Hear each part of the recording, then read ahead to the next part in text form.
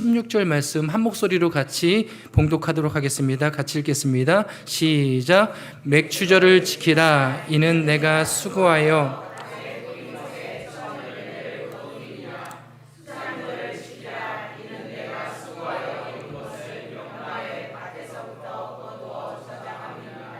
아멘.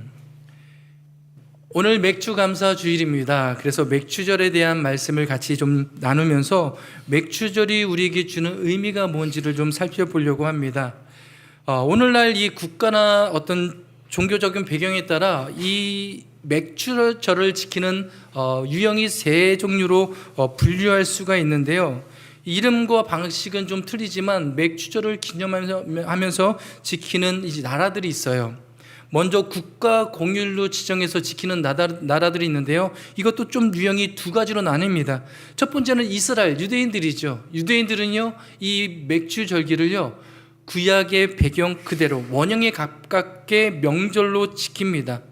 샤부옷이라고 부르는 그 국가 법정 공휴일로 지키는 것이 이스라엘의 맥주절의 특징입니다. 그리고 유럽과 서구권들, 이 구약의 맥주절을 이 오순절, 성령 강림주일이라고 해서 되게 이 오순절을 대대적으로 지키는데요. 유럽의 많은 나라들은 이 오순절 다음날 월요일, 오순절 월요일로 지정해서 전 국민이 쉬는 국가 공휴일로 지키고 있어요. 그래서 나라들이 이 맥주절기를 지키고 있는데요. 그리고 마지막 형태가 특이한 형태입니다. 주일을 감사주일로 지키는 나라가 딱 한 군데뿐이 없습니다. 어딜까요? 대한민국입니다. 대한민국 개신교만 이 맥주절을 이제 주일날 삼아서 지키고 있습니다. 우리나라는 이거를 국가 공휴일로 지정하진 않죠. 다른 서구권은 기독교 국가로 해서 그때 이 성령 강림절 그리고 이 맥주절을 그렇게 국가 공휴일로 정해서 쉬는데요. 맥주 감사 주일을 또 이렇게 따로 주일을 정해서 지키는 나라가 없어요. 미국이나 유럽 쪽에서 주일날 맥주 감사 주일입니다 라고 그 의미를 새깁시다 라고 그렇게 지키진 않아요. 지키는 나라가 대한민국 뿐이 없습니다. 왜 대한민국은 이 맥주 감사 주일을 지키게 됐는가? 과거에 우리나라는 전형적인 농경사회였어요. 그리고 저는 경험해보지 못했어요. 보릿고기가 있었습니다. 혹시 권사님들 경험해 보셨나요? 그 어려운 시절, 이 보릿고기가 있고 힘겹게 넘기면서 6월 말을 지납니다.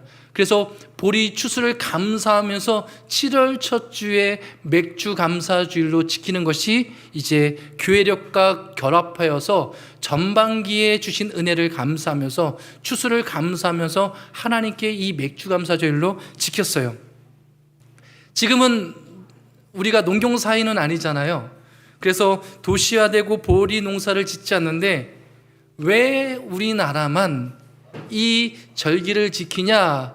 이 믿음이 연약한 사람들이 이거를 또 오해해가지고 교회에서 헌금을 많이 걷기 위해서 이 감사절을 지낸다라고 얘기를 하지만 그러면서 좀 많이 바뀌고 있는 추세 중에 하나입니다. 그래서 이 맥주 감사주일 또 오순절이라고 얘기하는 이 절기를 우리나라에서도 맥주 감사주일을 어떤 의미로 전반기에 대한 감사, 보리를 추수해서 감사가 아니라 전반기 이 1월 달부터 6월 달 올 한 해 전반기 주신 은혜를 다시 한번 생각하면서 하반기를 준비하는 하프타임의 어떤 형식으로 좀 준비하면서 지키고 있고요. 그리고 이제 후반기에 추수감사절 지키죠. 그래서 전반기 추수감사절이라고 생각하면서 지키고 있습니다. 또 유럽과 같이 성령 강림주일로 지키면서 같이 이것을 통합해서 지키는 것들도 있습니다. 그래서 이 땅에 교회를 허락하신 성령 하나님께서 임재하신 그 날을 기념하면서 지키고요. 그리고 이웃과 함께 더불어 지키는 그 문화를 보여주고 있습니다. 왜 이렇게 지키고 있는지 맥주절의 기원과 그 의미들을 좀 오늘 몇 가지 좀 살펴보려고 합니다. 그래서 함께 성경을 중심으로 이 맥주절이 주는 그 의미가 무엇이고 우리가 이 맥주절을 어떻게 받아들여야 될지를 좀 같이 성경을 통해서 함께 나누면서 그 은혜를 같이 누리도록 하겠습니다. 첫 번째는 맥주절의 기원인데요. 우리 신명기 16장 1절하고요. 신명기 9장 10절을 제가 한번 읽어드릴게요. 한번 같이 보겠습니다. 신명기 16장 1절 아비벌을 지켜 내 하나님 여호와께 유월절을 행하라. 이는 아비벌이 내 하나님 여호와께서 밤에 너를 애굽에서 인도하여 내셨음이라. 이 유월절에 대한 명령이 나오고요. 그 다음에 9절부터 10절입니다.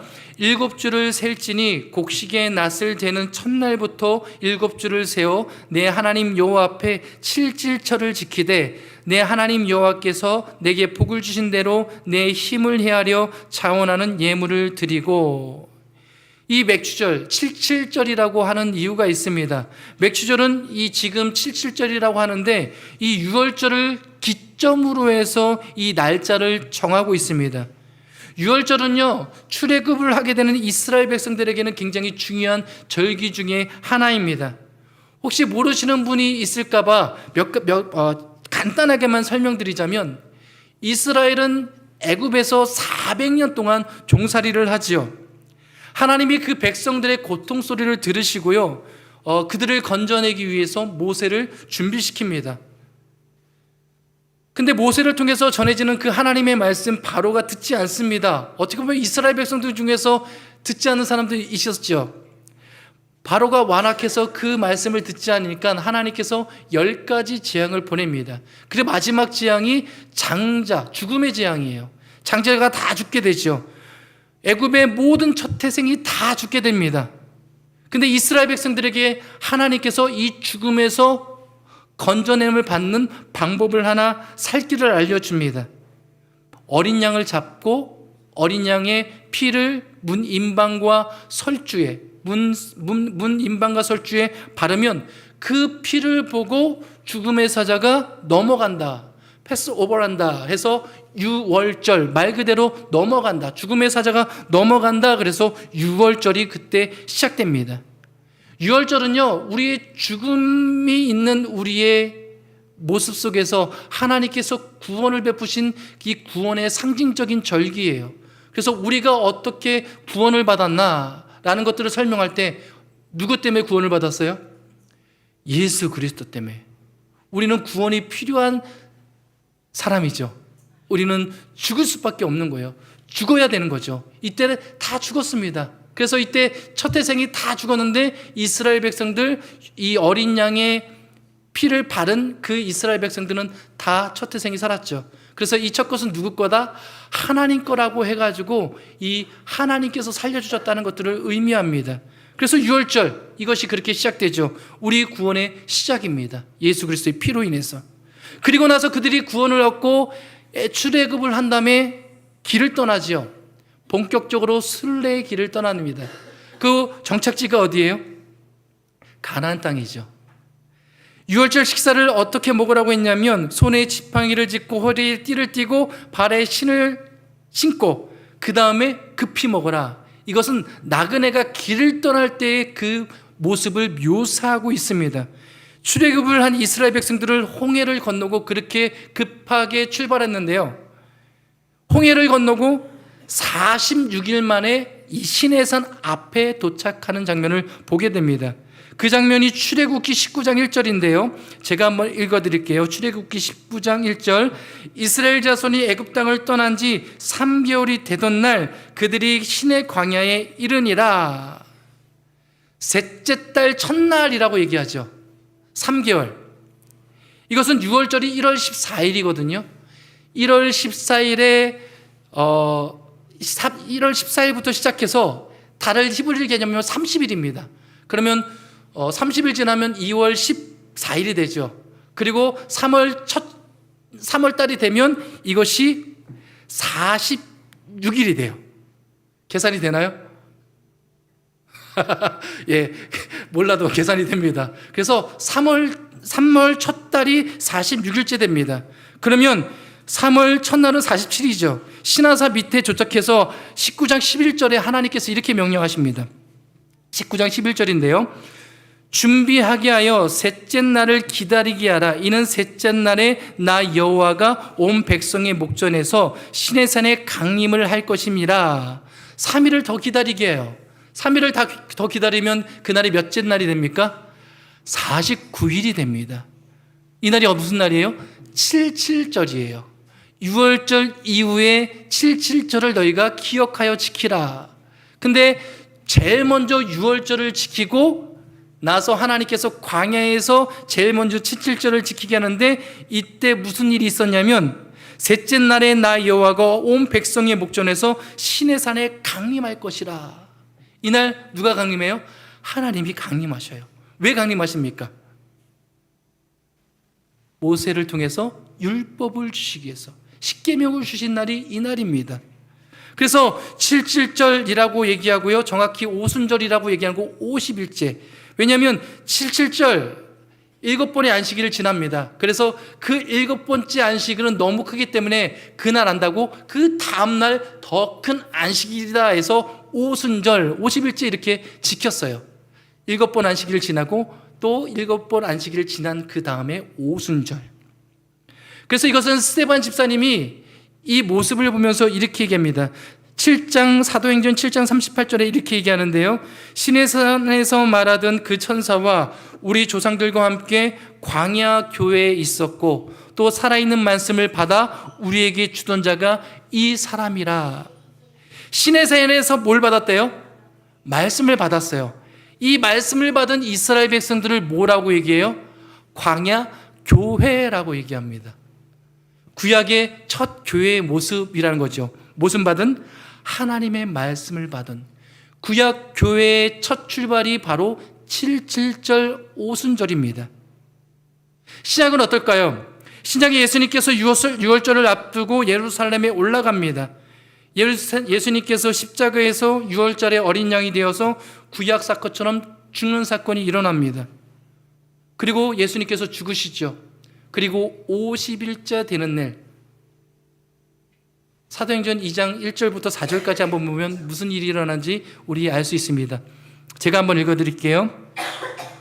사도행전 2장 1절부터 4절입니다. 오순절날이 이미 이름에 그들이 다 같이 한 곳에 모였더니 호련히 하늘로부터 급하고 강한 바람 같은 소리가 있어 그들이 앉은 온 집에 가득하며 마치 불의 여처럼 갈라지는 것들이 그들에게 보여 각 사람 위에 하나씩 임하여 있더니 그들이 다 성령의 충만함을 받고 성령이 말하게 하심을 따라 다른 언어들로 말하기를 시작하니라.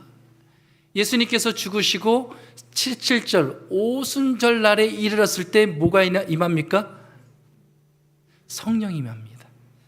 그래서 마가의 다락방에 하나님의 백성들, 예수님의 말씀을 듣고 기다리던 백성들에게 성령이 임하는데요, 이 성령이 임한 이 순간부터 첫 교회가 시작됩니다. 그래서 교회의 창립일이 맥주감사주일이에요. 오순절이라고 했죠. 성령 강림주일이라고 그러죠.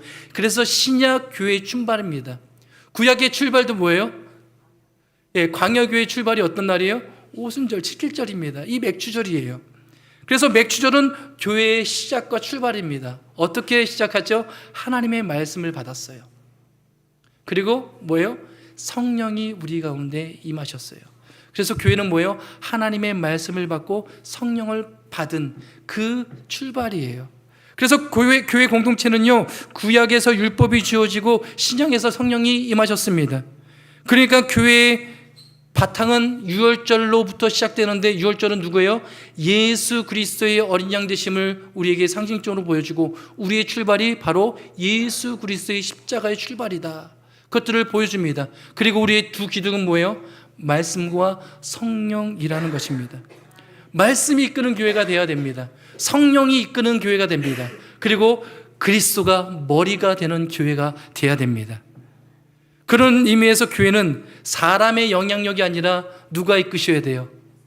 예수님의 말씀, 그 말씀을 이끌어가는 성령님이 우리 교회를 이끌어가야 돼요. 그것을 우리가 실천적으로 표현하는 것이 뭐예요? 기도하는 거예요. 하나님 이끌어가 주세요. 기도 안 하고 하나님 앞에 이끌어 달라고 하는 것은 어불성설이죠. 우리가 하나님이 우리 교회를 이끄는 분입니다, 예수님께서 우리의 머리입니다 라고 고백하는 사람들은 뭐 하는 사람들이에요? 기도하는 사람들이에요. 기도하지 않고 내 힘으로 뭔가 봉사를 하고 내가 뭔가 교회를 부으시겠다, 내가 뭔가 열심히 일하고 열심히 봉사하고 내가 이것들을 할 수 있다라고 생각하는 사람들은 어떤 사람이에요? 교회의 영향력이 사람에게 있다고 생각하는 사람들입니다. 바라기는 우리 교회에 영향력 누가 있어요? 누구에게 있어요? 사람에게 없습니다. 하나님께 있습니다. 그렇기 때문에 우리는 뭐 해야 돼요? 기도해야 돼요. 하나님께 맡겨드려야 돼요. 여러분 삶도 뿐만 아니라 우리가 교회잖아요. 여러분 한 사람이 교회예요. 그렇기 때문에 여러분이 사는 삶도 여러분 교회로서 살아가는데 두 축이 뭐예요? 예수 그리스도 태어나고 말씀과 성령의 인도를 따라 살아가는 사람들입니다. 그렇기 때문에 우리는 뭐 해야 돼요? 그것을 인정하고 우리 힘으로 아무것도 할 수 없어요. 여러분 교회 봉사 해보셨잖아요. 부흥을 해서 열심히 은혜 받으면 내가 모든 것을 다 할 수 있을 것 같아요. 그래서 열심히 뛰어다닙니다. 근데 지치잖아요. 우리 힘으로 할 수 없어요. 하나님께 맡겨드려야 돼요. 이것이 맥주절의 가장 출발점이고 기원임을 여러분 기억하셔야 됩니다. 근데 이스라엘 백성들은 어땠습니까? 하나님이 친히 왕이시고 통치하시는데도 불구하고 거기에 불순종합니다. 자기들의 탐욕의 눈을 가지고 뭘 요구하죠? 지도자를 원합니다. 어떤 지도자요? 강력한 지도자를 원합니다. 저 사람이 있어야 됩니다. 이 사람이 있어야 됩니다. 제가 해야 됩니다. 아니요, 하나님 앞에 여러분이 무릎을 꿇어야 돼요. 교회 부흥하기를 원합니까? 여러분 시험에서 이겨나기를 원합니까? 여러분이 회복되기를 원합니까? 그럼 다른 방법 없어요. 하나님이 하셔야 돼요. 우리는 하나님 앞에 죽은 자, 나는 연약한 자고 나는 가능성 없는 자이기 때문에 하나님 앞에 무릎을 꿇어야 돼요. 그렇게 구약의 백성들이 왕을 요구하니까 하나님이 필요해서 허락한 것이 아니라 그냥 허용했죠. 근데 결국은 뭐예요? 이 왕들 때문에 이스라엘 백성들이 몰락합니다. 아수르에게 포로로 잡혀가지고요, 바벨론에 포로로 잡혀가죠. 아수르에게 망하고. 열왕기서가 그 실패의 흔적들입니다. 위대한 다윗 왕의 역사를 우리는 지금 묵상하고 있지만 어때요? 성공의 역사입니까? 그 실패를 뚫고 하나님께서 일하시는 거 안 보이십니까? 그 다윗의 연약함, 죄 때문에 다 망가지는 것을 하나님께서 이끌어 가십니다. 우리 때문에 우리 가정이 망가지고 우리 교회가 망가지지만 하나님께서는 그것을 뚫고 어떻게 해요? 일하시고 계신 것을 여러분 볼 수 있습니다. 여러분 때문에 우리 교회가 잘 됩니까? 아니죠. 우리 때문에 교회는 망가져요. 그러나 우리를 통해서 역사하시는 그 하나님, 우리가 기도할 때 역사하시는 그 하나님께서 우리 교회를 세워갈 줄 믿습니다. 그것을 기억하시고 이 맥주절 다시 한번 이 절기를 맞아서 하나님 앞에 감사하며 내가 어떻게 태어난 존재인지, 그리고 우리 교회가 어떤 존재인지, 우리는 어떻게 살아야 되는지를 다시 한번 기억하시면서 예수 그리스도의 그 피의 그 기초를 삼아서 말씀과 또 성령의 인도를 따라 날마다 하나님 앞에 모든 것들을 맡기며 승리하는 우리 모두가 되기를 주의 이름으로 축복합니다. 이 두 번째는 예수를 지키는 방법인데요. 신명기 16장 9절부터 11절까지 한번 같이 보도록 하겠습니다. 신명기 16장 9절부터 11절인데요. 제가 한번 읽어드릴게요. 함께 읽을까요? 같이 읽겠습니다. 시작. 7주를 셀지니 곡식의 낯을 대는 첫날부터 7주를 세어 내 하나님 여호와 앞에 77절을 지키되 내 하나님 여호와께서 내게 복을 주신 대로 내 힘을 헤아려 자원하는 예물을 드리고 너와 내 자녀와 노비와 내 성중에 있는 레위인과 및 너희 중에 있는 객과 고아와 가부와 함께 내 하나님 여호와께서 자기의 이름을 두시려고 택하신 곳에서 내 하나님 여호와 앞에서 즐거워할지니라. 아멘. 이 말이 무슨 뜻인가 하면요, 내가 수고한 대로 복을 헤아려 봐라, 이런 의미를 담고 있습니다. 이스라엘 3대 절기 중에 하나가 유월절이죠. 유월절에는 내 손이 수고한 대로가 없어요. 유월절은 엄연히 누구의 공로예요? 어린 양 대신 그리스도의 공로로 우리는 구원을 받습니다. 우리가 할 수 있는 건 없습니다. 죄에서 구원받는 것은 우리가 할 수 없습니다. 그런데 이 맥주절은 정확하게 뭐라고 얘기해요? 내 손이 수고한 대로 너희가 자원함으로 하나님께 예물을 드리라, 이렇게 얘기하고 있습니다. 맥주절은요, 여러분 어디서 지키도록 하나님께서 말씀하고 있는가 보시면 어딘 것 같아요? 그 교회? 광야입니다. 제가 객관식으로 알려드리겠습니다. 광야, 애굽, 아니면 가나안, 어딜까요? 광야에서? 아닙니다. 가나안 땅에서 지키도록 되어 있습니다. 그래서 성경의 곳곳에 뭐라고 소개되어 있냐면요, 내가 너희에게 인도하여 드리는 땅에 들어가거든 이 절기를 지키게 돼 있어요. 여기에 매우 중요한 하나님의 심정 하나가 녹아져 있죠. 내가 너희들을 애굽 땅에서 불러냈다. 내가 너의 모든 죄를 다 드러내고 너는 죽을 수밖에 없는데 어린 양의 피로 너희는 구원을 받지 않았냐? 애굽에서 출애굽하지 않았냐? 너희는 예수 그리스도의 피 때문에 구원받지 않았냐? 내가 너희를 살렸으니 너희를 끝까지, 어디까지? 가나안까지 내가 데리고 가겠다. 그 심정을 가지고 있는 거예요. 그래서 너희가 거기에 들어가면, 너희가 게으름을 피우든 중간에 주저앉든 방황하든 불순종하든 상관없이 내가 너희를 끌고 가겠다. 너희가 계속 너희가 잘난 줄 알고 그렇게 살아갈 때도 내가 말씀을 통해서 인생의 채찍으로 내가 너희를 경고하며 너희를 그렇게 끌고 가겠다. 누가 그렇게 말씀하십니까? 우리 아버지신 하나님이요. 하나님의 고집이 셀까요? 여러분의 고집이 셀까요? 하시 고집이 그렇게 세답니다. 저는 하시가 아니라서. 하나님은요, 우리가 그렇게 못 살고 계속 넘어지니까 누구까지 보냈어요? 자기 아들까지 보내면서 우리를 구원시키기 위해서 그렇게 몸부림치는 분이십니다. 그러니까 빨리 돌아오세요.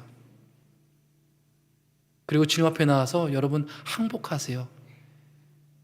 인생 책찍으로, 사람의 막대기로 터진 다음에 오시지 마시고요. 하나님께서 이렇게 말씀을 들려주시고 여러분의 말씀을 통해서 여러분이 얼마나 형편없는 존재인지를 여러분 계속 드러낼 때 빨리 돌아오시기를 바랍니다. 그래서 경건한 생활을 하세요. 지난주 말씀처럼 불경건한 자들처럼 그렇게 살지 말고 경건한 자들이 되어서 에녹과 같이 하나님과 동행하기를 주의 이름으로 축복합니다. 여러분, 광야가 어떻습니까? 거기서 이스라엘 백성들이 40년 동안 헤맵니다. 광야는 무섭고 건조한 땅이라고 했습니다. 도무지 사람이 살 수 없는 환경이었죠. 정갈 같은 것들이 많았고요. 그 다음에 낮과 밤의 기온차가 50도나 된다고 합니다. 어마무시하죠. 이스라엘 백성들이 그 사람이 살 수 없는 광야에서 40년을 살았습니다. 어떻게 가능했습니까? 하나님께서 살리셨죠. 하나님께서 매일 만나를 내렸습니다. 낮에는 구름 기둥으로, 밤에는 불기둥으로 그 기온차를 없애면서 하나님께서 그들을 보호하셨고 가나안 땅에 이를 때까지 하나님께서 계속 그것들을 베푸십니다. 그리고 그 하나님의 고집으로 이스라엘 백성들을 가나안 땅에 넣은 거지요. 그리고 그들이 가나안 땅에서 씨를 심고 갖고서 보리를 추수하게 됩니다. 여러분 한번 물어볼게요. 광야의 삶이 좋을 것 같아요? 가나안 땅의 삶이 좋을 것 같아요? 광야는 내가 수고하지 않아요. 내가 수고하지 않아도 하나님께서 만나도 내려주시고요. 그리고 구름으로 그 태양볕을 가려주세요. 밤에는 추우면요, 불기둥으로 보일러를 태워주세요. 근데 가나안 땅에 오면요, 내 수고로 살아야 돼요. 어디가 좋겠습니까? 지금 여러분은 어디 살고 있는 것 같아요? 우린 광야 아닙니다. 우린 가나안입니다. 지난번에 한번 제가 여호수아 말씀하면서 얘기 드렸던 것 같아요. 가나안은요, 천국의 모형이 아닙니다. 가나안 땅은요, 지금 우리가 구원받은 우리가 하나님의 은혜를 경험하고 이제 현실에서 우리의 수고를 가지고 살아가는데 어떻게 살아가야 되느냐? 가나안은 어떻게 살아가는 거예요? 총칼로 뺏는 땅이 아니라 말씀에 순종하면서 어떻게 하나님께서 일하시는가를 경험하는 땅이 가나안 땅이라고 그랬어요. 우리 이 삶의 현실은 어때요? 내 수고가 있지만 내가 하나님의 말씀에 순종하면서 어떻게 하나님께서 일하시는가를 보는 그 땅이 가나안 땅입니다. 우리는 실질적으로 이 가나안 땅에 발을 딛고 우리가 수고하며 먹고 살아갑니다. 여러분 동의하시나요? 그리고 거기에 상응하는 열매를 거둡니다. 이거 누가 주신 거예요? 하나님께서 주신 겁니다. 이것이 하나님의 복이라고 얘기하는데요. 많은 사람들이 복이라고 생각 안 하고 내가 수고했기 때문에 내가 이것을 얻었다라고 생각합니다. 그런데 많은 하나님의 백성들은 하나님이 주신 은혜로 알고 드리기도 하고 헌신합니다. 이것이 자원함이 없으면 이것은 헛거라고 얘기하죠. 우리가 하나님의 은혜, 또 하나님께서 우리에게 주신 것, 가나안 땅에서 첫 초수를 하나님께서 주신 은혜라고 생각하면 자원하는 마음으로 풍성하게 하나님께 드릴 것 같지 않습니까? 근데 우리 의식 한켠에는 이것이 늘 혼재되어 있다는 겁니다. 아까 여러분이 광야가 좋다고 했잖아요. 이것이 혼재되어 있는 거예요. 매일 우리 몸은 가나안에 살지만 매일 뭐가 내렸으면 좋겠어요? 만나가 내렸으면 좋겠는 거예요. 그리고 구름 기둥으로 좀 이렇게 위기를 덮어줬으면 좋겠는 거예요. 불 기둥으로 우리 차가운 우리 마음을 좀 따뜻하게 했으면 좋겠는 거예요. 우리가 계속 속는 겁니다. 우리는 우리에게 주신 그 가정, 그 다음에 직장, 거기에서 우리는 씨를 뿌리고 우리는 수고합니다. 땀 흘리면서 살아요. 이 수고가 우리는 얼마나 복인지 모릅니다. 그래서 많은 사람들이 왜 나는 힘들게 살아 불평합니다. 그래서 세상 사람들처럼 뭐를 꿈꿉니까? 경제적인 자유를 꿈꿉니다. 우리는 경제적으로 자유로워요. 원래는요. 왜 자유롭지요? 경제를 하나님께 맡기면요 자유로워요. 주시는 대로 먹고 안 주시면 굶고 이것을 자족하는 바울의 마음을 이해한다면 여러분은 경제적인 자유를 꿈꿀 수 있습니다. 그리고 우리는 그렇게 살아야 됩니다. 근데 뭐예요? 우리가 준 땅에서 하나님께서는 그 경제와 상관없이 거기에 수고하라고 우리에게 말씀하고 있습니다.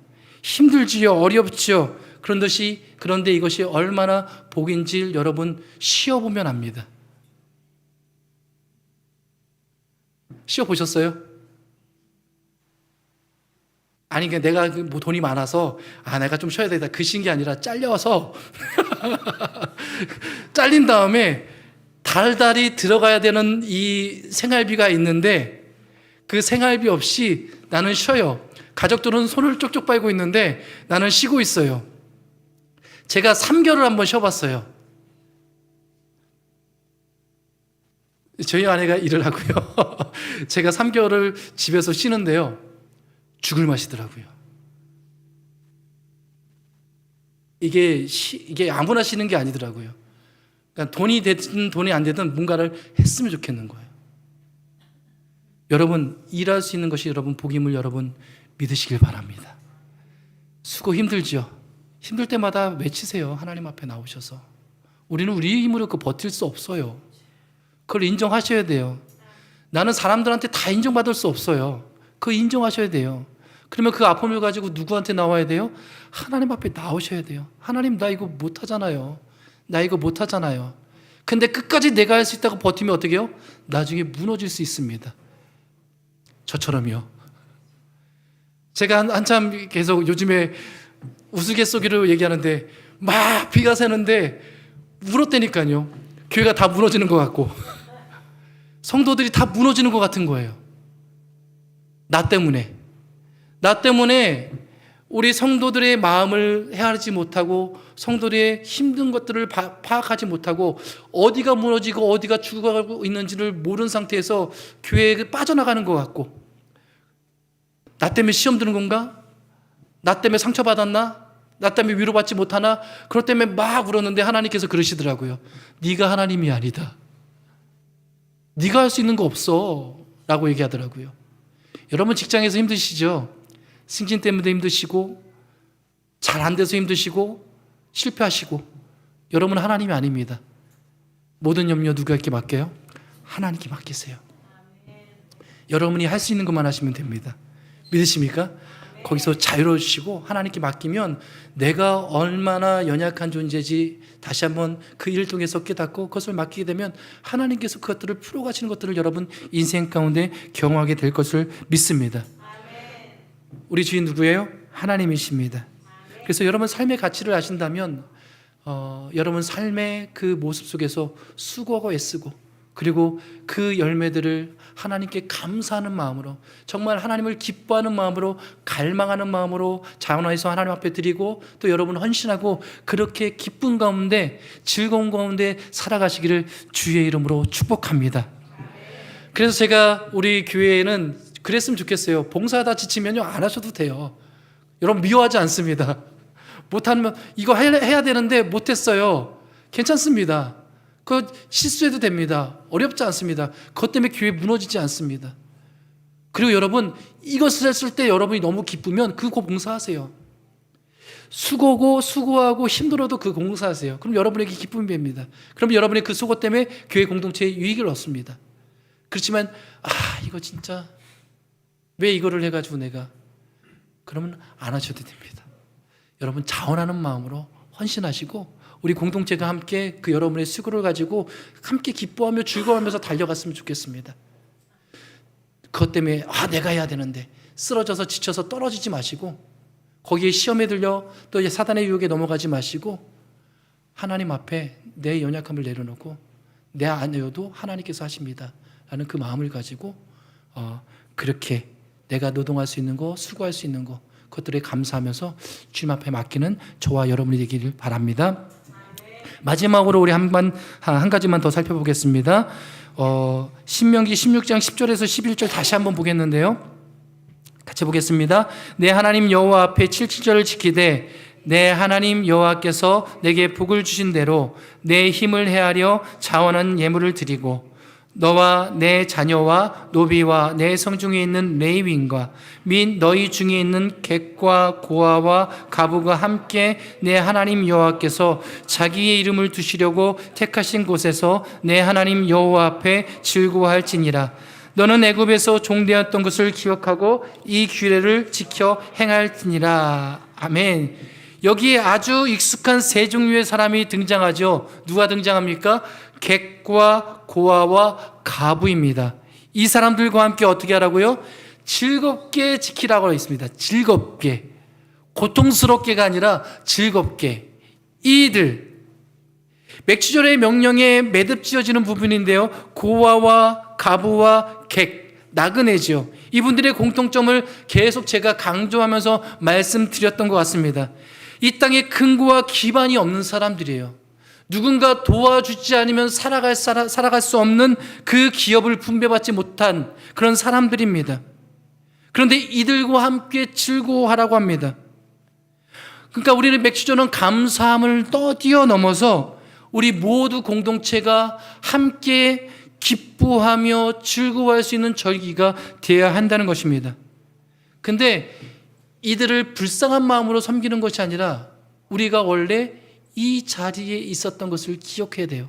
원래 우리는 구원받기 전에 어떤 사람들이에요? 이 사람들과 똑같은 사람들이었어요. 아버지가 없었습니다.